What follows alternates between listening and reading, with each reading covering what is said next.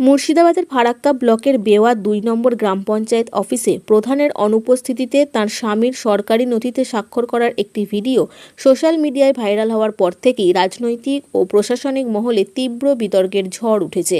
স্থানীয় সূত্রে জানা গেছে, গত ২২ তারিখ ওই পঞ্চায়েত অফিসে বংশ তালিকার একটি ক্যাম্পের আয়োজন করা হয়েছিল।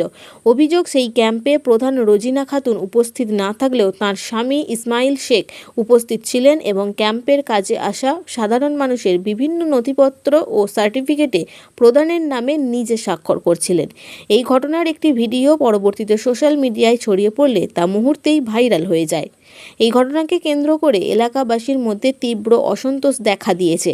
স্থানীয় বাসিন্দাদের অভিযোগ, পঞ্চায়েত অফিসে কোনো কাজে গেলে তারা কোনোদিনই প্রধান রোজিনা খাতুনকে দেখতে পান না। সাধারণ মানুষের কোনো নথিপত্র বা সার্টিফিকেটে স্বাক্ষরের প্রয়োজন হলে প্রধানের পরিবর্তে তাঁর স্বামী কিংবা অন্য কেউ সেই কাজ করেন। ক্ষুব্ধ বাসিন্দাদের প্রশ্ন, যদি প্রধান নিজের দায়িত্ব ও ভূমিকা নিজেই পালন করতে না পারেন, তবে তিনি পদে রয়েছেন কেন?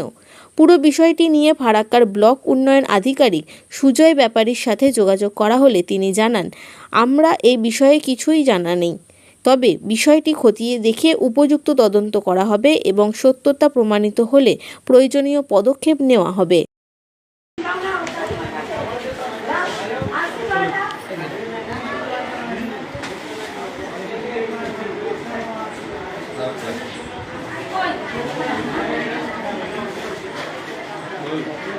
কোথায়